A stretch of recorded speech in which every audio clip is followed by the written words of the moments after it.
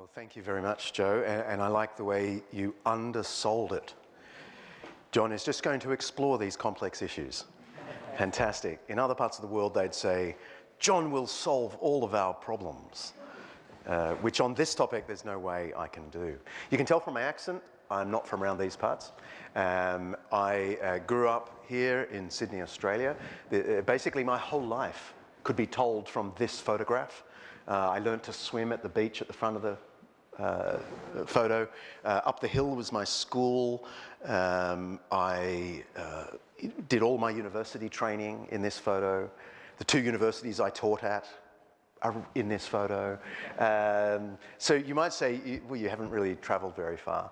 And then 3 years ago, I got invited to take up the chair at Wheaton College, which looks very different from my home. This is what it looks like from my office. I just want you to soak that up one more second, okay?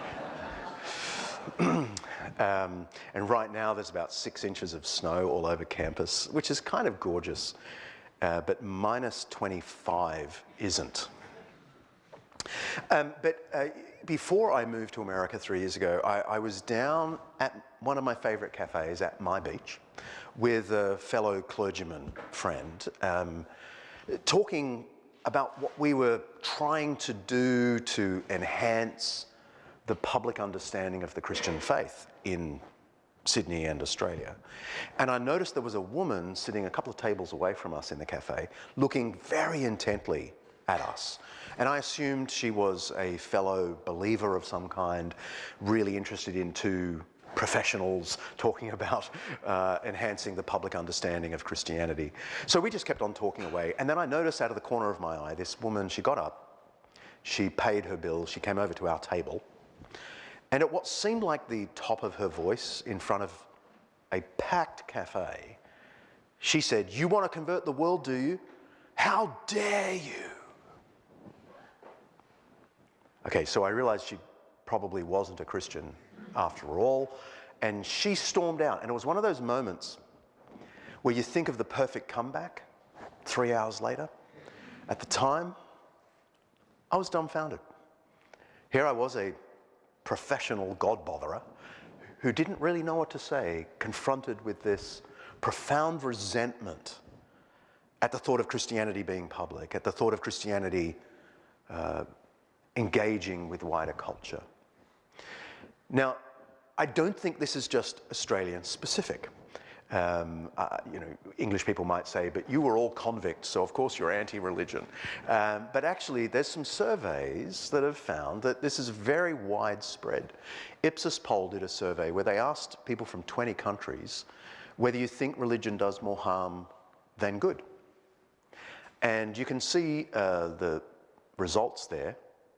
Australia is equal second in the world. I don't know if that's comes with a prize or anything, but they have the second lowest view of religion. 63% of Australians think that religion does indeed do more harm than good. And you can see the UK is down at 62% and down to those other countries. So a lot of people do think religion, and I think we can say Christianity, has done more harm than good.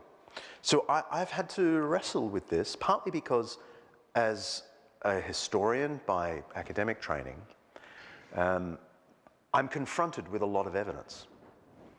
I know where the bodies are buried in the churchyard of history. So what I want to share with you are just some very high-level thoughts. How I grapple with this, and I propose this for your consideration, and maybe the Q&A will be the best part of this, where I get to hear what you make of what I'm saying. But I really have 3 things I want to say. And the first is obvious, but it has to be stressed, and that is that I acknowledge the failings of the church. Not simply rhetorically. I don't say this simply because, I'm going to spend the rest of my time saying it's really not that bad after all. No, I believe that Christians have extra special reason for acknowledging the failings of their own story, because Christians do not believe we're good through and through and only getting better. It's never been a Christian doctrine. Christians believe that there's something rotten in all of us, I'm sorry to say, including the most religious people. And so theologically, there's a reason Christians ought to be the first to admit fault. I know they're not, okay? I know they're not, but theoretically, they ought to be, especially as their own master said to them, look out for the log in your eye. He said these famous words not to religious leaders, but to his own students. He called them hypocrites and said, don't worry about the speck in someone else's eye when there's a log in your eye. And I feel part of my work as a historian is looking for the log in church history and being honest about it. And apart from all this theology, there's just the facts, there's the empirical data of history. I could spend, the next hour simply giving you story after story, piece of evidence after piece of evidence of Christians behaving badly. But just so you get a sense of the sort of thing I mean, I'll give you some examples that chill me. Hypatia was a Neoplatonic philosopher and mathematician at the end of the 4th century, beginning of the 5th century in Alexandria. She is not a Christian, she's a pagan. She is renowned for her philosophy. She had a very prestigious position in the most academic city in the Mediterranean. And she was murdered by a mob of Christians in 415. We even know the name of the ringleader. It was Peter, the reader. His job on Sundays in church was to read the Bible. But on Monday, he led a mob and killed this woman. What do I do with that? I just have to say it's wicked. And Christians did this. And I'm not even going to take the easy way out and say, he can't have been a real Christian because a real Christian wouldn't have done that. Aha! No, I'm willing to say even someone with a faith that would look as real as mine did this disgusting thing with his mob. Or go forward a few centuries and we think of Charlemagne, who in the mid to late 700s led a campaign of conversion amongst the Saxons. No one had been able to subdue the Saxons. The Romans often spoke about how impossible it was to get those scary northern Germans, let alone the Scandinavians, to come to heel. But Charlemagne tried it, and his policy was baptism or the sword. You choose, I'm a fair fellow, baptism or the sword. And they chose the sword, and he put to death many thousands of people. And when you read his decrees and the biography, one in particular written very close in time, you can't simply say he was just a nominal Christian. His zeal for Christ seems real. And yet, for 2 decades, he waged a jihad against the Saxons until he eventually brought them all into the kingdom of Christ. I put that in inverted commas. I stood on the site of one of the worst Christian atrocities in history, right here at the Al-Aqsa Mosque. You can see the Church of the Holy Sepulchre here, and the great golden dome, which was modelled on the sepulchre. And I want to show you a brief clip from a documentary I did some years ago. And then I want to tell you something that's happening behind the scenes that you can't see, but take it in nonetheless. So I think our audio, let's see if we can get this happening.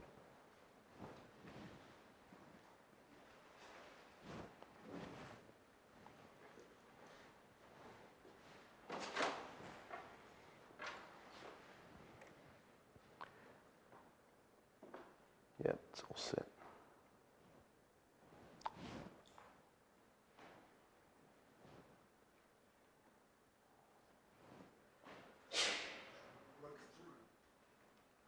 Okay. In the blistering heat of July 15, 1099, 10,000 European crusaders broke through Jerusalem's walls and fought their way up here to one of Islam's most sacred sites and committed one of the great atrocities of Christian history. Thousands barricaded themselves in up here and sought refuge in the mosque. Some even climbed the roof of the mosque to escape. But the Crusaders burst through and slaughtered men, women and children. Some they threw off the high walls to their deaths. The rest they butchered. The carnage apparently filled this great promenade. When the fighting was done, the pilgrims, as they like to call themselves, marched 500 metres that way to the ancient church of the Holy Sepulchre, where they held a thanksgiving service. The irony is scorching. Near this church, a millennium earlier, Jesus of Nazareth had died on a Roman cross, having called his followers to love their enemies. I hardly know what to say. What made that scene especially difficult is that we had a Muslim guide given to us by the Al-Aqsa Mosque who looked after us for the whole day to make sure everything worked perfectly. And she was, while I was filming that scene, talking about European Christians killing Jerusalem Muslims, she was standing not 2 feet to the side of camera. And as I'm repeating my lines, because I'm not a one-take wonder, I take several times to get my lines right, but by the time I got it right, I could tell she had a tear in her eye. So I'm trying to say these words to camera, and she has a tear. And afterwards, I went up to her and I said, "I'm so sorry you had to go through that, you know." She said, "No, it's fine. It's fine." But I could tell it wasn't fine. It was very confronting that Christian bad behavior can leave a 900-year scar.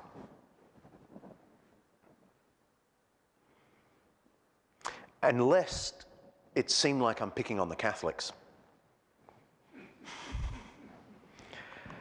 Martin Luther, founder of Protestantism, wrote the most despicable things about European Jews. He wrote a 10,000-word pamphlet called The Jews and Their Lies. Not young, vigorous Luther, mature Luther, in which, after 10,000 words of sort of biblical analysis, he ends with several recommendations to German princes. And I can only read the head sentences of a few of them. First, set fire to their synagogues or schools. Second, I advise that their homes also be razed and destroyed. Third, I advise that all their prayer books and Talmudic writings in which such idolatries, lies, cursing and blasphemy are taught be taken from them. Fourth, I advise that their rabbis be forbidden to teach henceforth on pain of loss of life and limb. Fifth, I advise that safe conduct on the highways be abolished completely for the Jews, and on he goes. And this is the founder of the Protestant faith. What do I do with that? I just have to own it. Some modern researchers have begun to wonder out loud whether there is something pernicious that is inherent to religion. And you may know of the 2015 study from the University of Chicago, Department of Psychology, a top world leader, did a study that they repeated it 5 times, where they were trying to assess, compare infants who were the children of religious parents with infants who were the children of secular parents. And they ran all sorts of tests, including the dictator game and various versions of that, to assess altruism amongst infants. And their conclusion, very strong conclusion, was that the children of religious parents are meaner, less altruistic, and more punitive. And they published it in a major peer-reviewed journal. It got a lot of press. I don't know how much press it got here, but it was on the front page of our Sydney Morning Herald in Australia. And I got asked about it at loads of events at the time. The Daily Beast news service gave this headline, "Study, Religious Kids Are Jerks," which is a cute way of putting it, I guess. Now, for about a year or so after this study came out, I would be giving public talks where I would talk about this study and admit that sometimes Christians can raise their children to be self-righteous, punitive, lacking in compassion, and so on. And I would use this study to underline the point. And about a year and a half in, someone in the audience put up their hand and said, "Hasn't that study been challenged?" And I had to plead ignorance. I didn't know. I was just going on my merry way. But I thanked them for the comment, and I went back to my hotel and I started digging up about it. And sure enough, yes, this very famous study began to raise questions amongst psychologists who asked for the data, the raw data. It turns out the raw data was completely, not the reverse of what they had pointed out, but completely false and unreliable. And the conclusions they had drawn were also completely unreliable. So that if you now go to Current Biology and try and search this article, which I recommend you doing if you're interested in this area, across every single page is retracted, retracted, retracted. Why do I tell you that? Because it introduces the second thing I want to propose. The first is, I want to be the first to admit Christian bad behavior.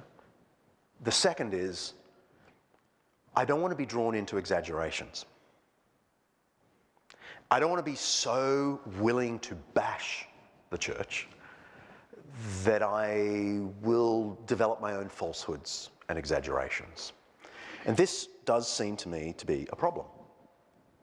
Retellings of the evils of Christian history do sometimes engage in exaggerations of the facts, or, equally common, universalizing from particulars.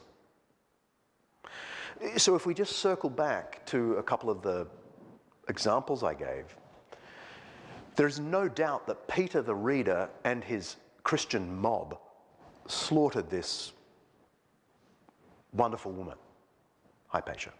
No doubt. But the real question is, was Hypatia's murder part of a trend of Christians opposing women and education? Because this is how it's often put forward. This story is told, a true story, and then the conclusion is drawn, that's what Christians do. I don't think that can be sustained historically. And the clearest reason for this, well, two reasons really. Our best sources for the event, the reason we know so much about what happened and why, is because of Christian sources, the ones who were reporting it, horrified. Those Christian sources praise the pagan Hypatia and castigate Peter and those Christians. It wasn't secularists, as it were, to use an anachronism, who were criticizing Christians. It was Christians criticizing these Christians. What's more, many important church leaders from this period were Hypatia's students. We have letters from her Christian students who went on to be bishops to Hypatia, praising her as mother, teacher, and so on. So although there's no avoiding the fact of the murder, it would be wrong to universalize from the particulars. That's my point. What about Charlemagne's policy of baptism and the sword against the Saxons? He absolutely did it. But is it typical of Christian mission in this period? And the answer is absolutely not. In fact, one of his key courtiers was Alcuin of York, who I often think is the greatest European no one's ever heard of. Maybe here, you've heard of him. But Alcuin was one of his trusted advisors, and Alcuin wrote 2 letters to the court of Charlemagne begging the king to give up violence as a way of promoting Christianity and returning to the old path of the apostles, which he said is pure persuasion. Those letters are 796, and the very next year, in 797, Charlemagne changes the policy against the pagans and drops the baptism or sword policy. Now, my point is not that, see, yay, Christianity's great. My point is we mustn't universalize from the particular. We mustn't exaggerate. What about the Crusades? I'm not sure I'm going to say the Crusades are exaggerated.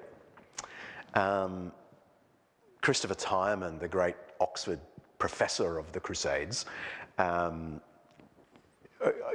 has this famous statement that virtually everything everyone says about the Crusades is wrong. That's how he opens one of his books. And I'm not going to solve all the problems here. I'm not really going to say the Crusades have been exaggerated. I mean, the 1099 massacre was a genuine massacre. And we have primary sources from people who participated in it, Christians, glorying in the slaughter. So I don't think there's much we can do about that event on July 15, 1099. But what's often forgotten is the Crusades themselves were a massive failure. We often think of the Crusades as like 200 years of Christians bullying Islamic lands. Apart from this brief victory in Jerusalem, the Crusades were an utter failure. Because Saladin came in with his armies and routed the Christian Europeans. And so they started a second crusade, which completely failed. A third crusade, the same. Fourth crusade, I mean, they didn't get anywhere near Jerusalem. They fought each other, idiots. The fifth crusade, complete failure. For the next 700 years, the Crusades were remembered in Islamic lands as that great weakness of Christian Europe. The notion that the Crusades were, Christians bullying Islam is laughable. It was wicked what they did on July 15, 1099. Please don't hear me minimizing it. But the Crusades themselves were not the act of a tyrant. They were losers, and this is how it was remembered in Islamic lands. Until very recently, if you want to hear the story of how this notion of a bully Europe came into existence, we can track it very clearly. Jonathan Riley Smith's classic work, History of the Crusades, has a whole chapter on how this happened in the late 19th century. It was the first time people began to talk about bully Europe in the context of the Crusades. Perhaps the most striking exaggeration is the Spanish Inquisition. Now, it's hard to even say those words in England because I know so many of you are instantly thinking of Monty Python and the very famous "No One Expects the Spanish Inquisition" skit. But the Spanish Inquisition is sometimes put forward as the epitome of evil Christianity. And many more journalistic versions of history say hundreds of thousands of people were killed in the Inquisitions. The truth of the matter is about 5,000 to 6,000 deaths over 350 years, which is 5,000 to 6,000 too many. Please don't mishear me. One death in the name of Christ, to me, seems a blasphemy. But that's 18 a year. If you compare what was going on in the secular courts in the same period, this wouldn't even rate a mention.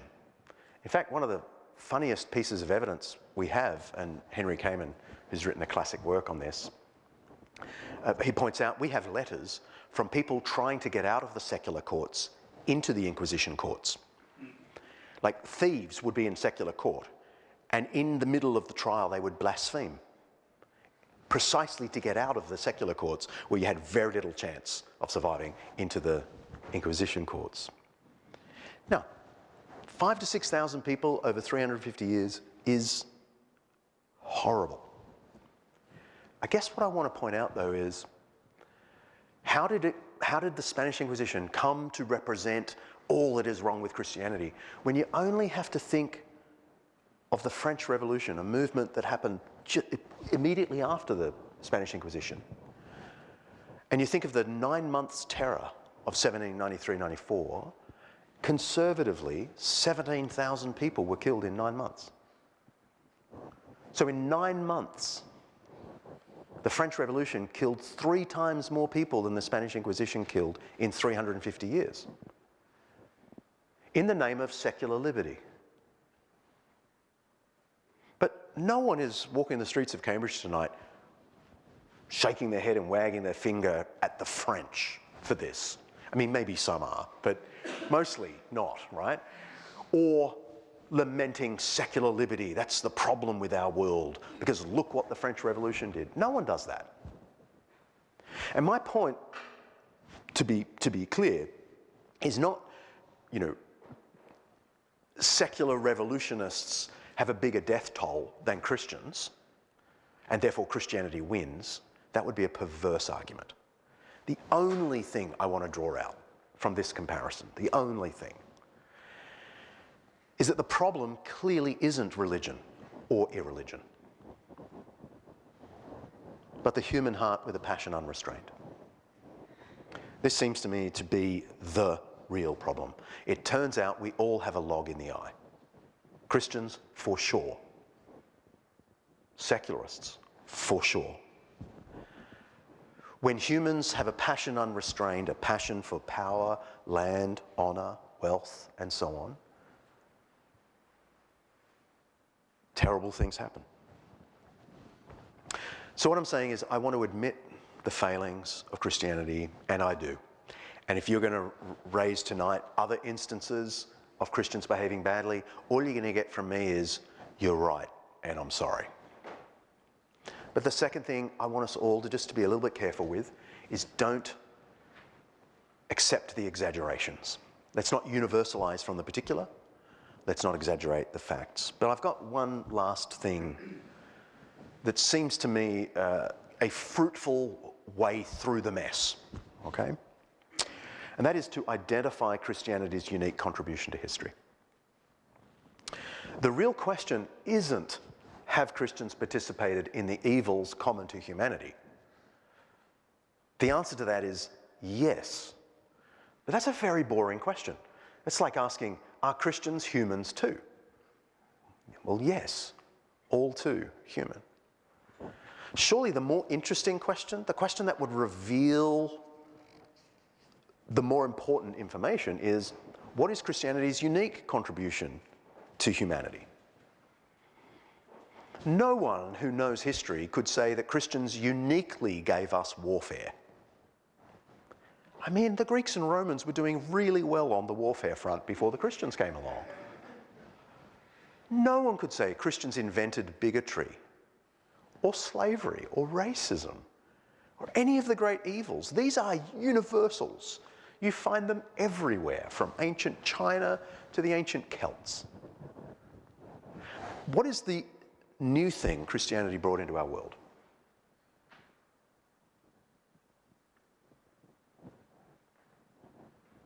It's a question we got to put to Theresa Morgan, who's one of the great experts in Greek and Roman ethics. She wrote the standard volume, Popular Morality in the Early Roman Empire.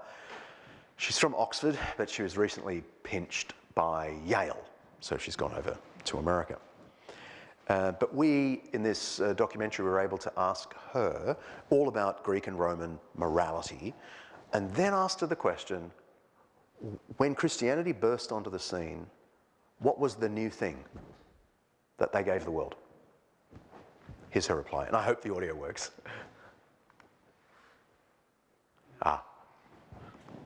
I'd love you to hear it, so let's try and get this working again.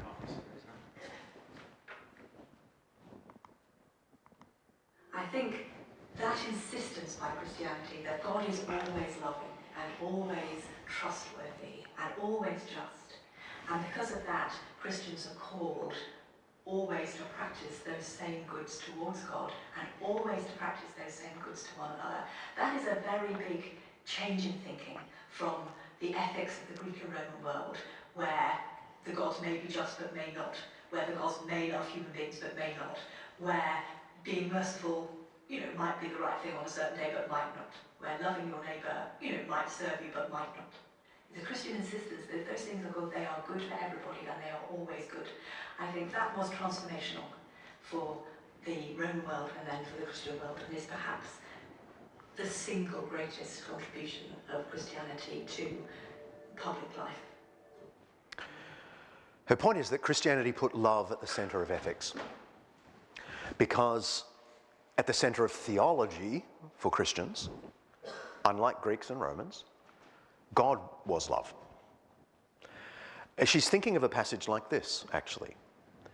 The famous words of Jesus: love your enemies, do good to those who hate you, bless those who curse you, pray for those who mistreat you. If someone slaps you on one cheek, turn to them the other also. Do to others as you would have them do to you. Be merciful, just as your Father is merciful. For Jesus, this is not just an arbitrary command. For Jesus, this is the character of God. This is his logic. Be merciful as your Father is merciful. This is what Teresa Morgan's pointing out, that Christians taught, at least in theory, that God was merciful and loving, even toward enemies. Therefore, the Christian life should be lived in love, even toward enemies.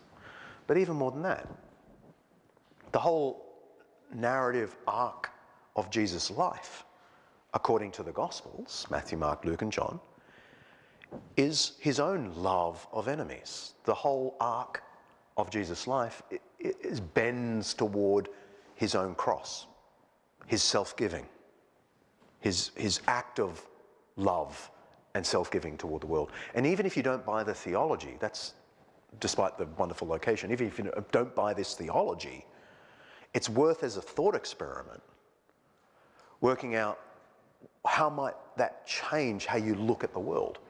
If you believe that the central Lord of your faith loved enemies such that he gave his life on a cross for enemies, that absolutely changes the ethical framework.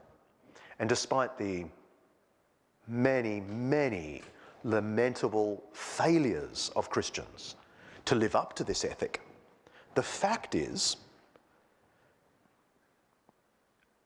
on many occasions, they did live up to this ethic and changed our world. So just as I gave you a terrible litany of evils, consider that the first international aid project we know of in history, that is voluntarily collecting money from multiple nations to bring it to a struggling nation, is one conducted by the Apostle Paul in the 40s AD. The first volunteer citywide food roster that we know of was conducted by Christians in the middle of the 3rd century. Now, let's be clear, in the 3rd century, Christians didn't have the Vatican and its treasures. They were still themselves a struggling minority, sometimes repressed. But in Rome, we know they fed 1,500 people on a daily food roster. There was nothing like it in the history of Greece and Rome. The first attempts to free slaves that we know of, I mean, apart from, Spartacus, who who obviously attempted to free slaves. But the first attempts on a scale to free slaves out of altruism were those of early Christianity. I know Christianity has a very mixed history with slavery, but so did every culture we know of. But what can't be doubted is that although you wouldn't describe St. Augustine in the early 5th century as anything like a full-blown abolitionist, we do know from his letters that his churches in his diocese in North Africa regularly secretly freed slaves from slave ships, fed and clothed them, and then gave them a stipend to run back home. We know this from a very famous letter. If you want to look it up, it's letter 10 in the new collection of St. Augustine's letters, where he gives very clear evidence that this was a regular practice of Christians in his diocese. You go forward to the 600s in the north of France, and Bishop Eligius, the most famous jewelry maker of Europe, had a massive spiritual experience of some kind and devoted the rest of his life to freeing slaves. He would go around to all the slave markets of Europe with his massive wealth, buy everyone, and give them a stipend to go home. No obligations. In the middle of the 600s AD, he virtually got rid of slavery in France. He wouldn't even let the royal family have slaves.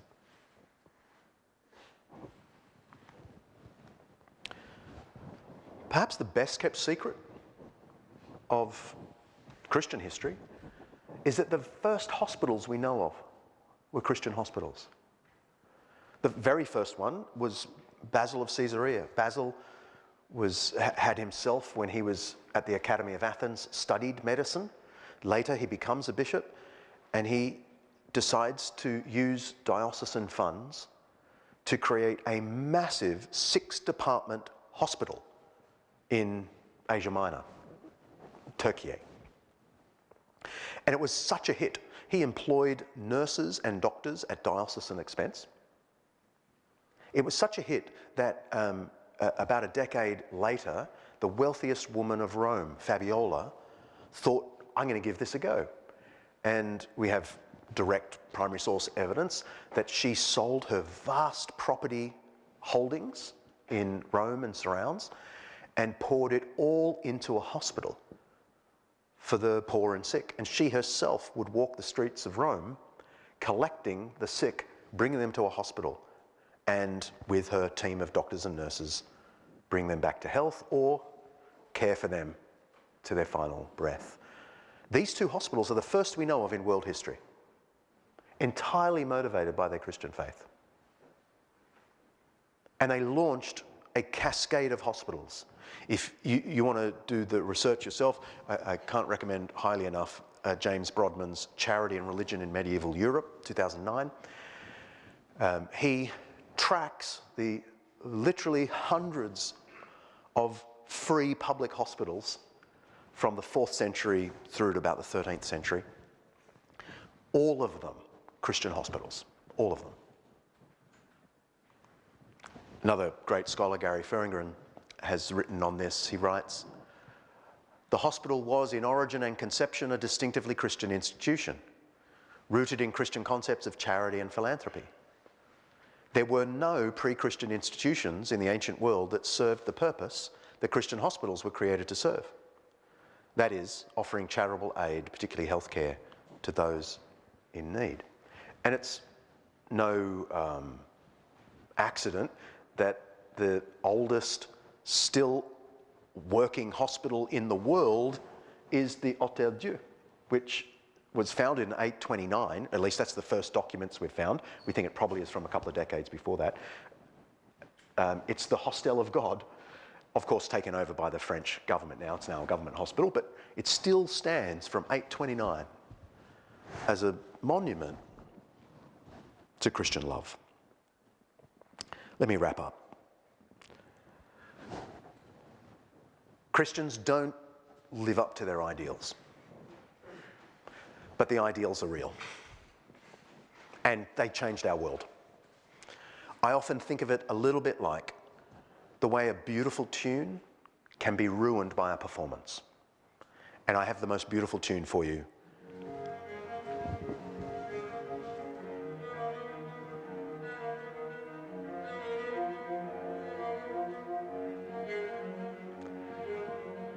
This is Bach's cello suites, the opening prelude in G. It's Yo-Yo Ma playing. This is how it's meant to sound. And I think of what Christ gave the world as the most beautiful tune. Music scholars often point to this as one of the most perfect pieces of music, mathematically, that has been composed. And I think of Jesus' teaching like that. But here's the thing. Imagine if I played the cello suites, right? And I can show you some incriminating evidence right now.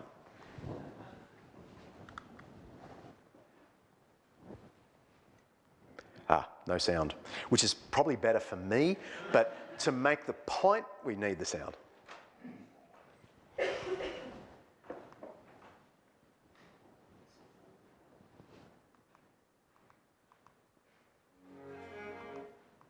I've listened to the cello suites for years, but I'd never picked up a cello until last week.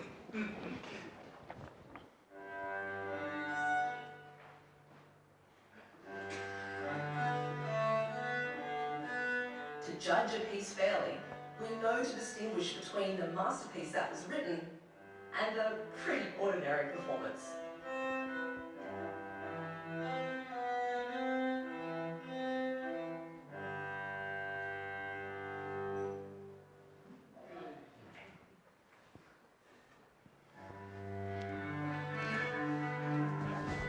Not me.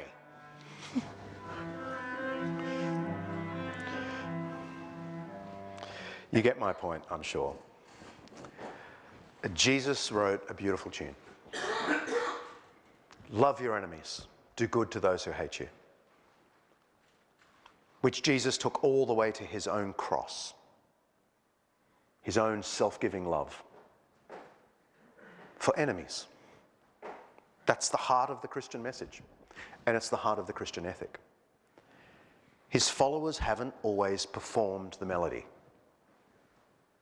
to our shame. But they sometimes have. They often have. The melody still can be heard, and it absolutely changed our world. They're the three things I want to say. I want to admit the failings. I want to avoid exaggerations, and I want to draw our attention to the unique contribution of Christianity to our world. Thank you very much. Thank you, Joe.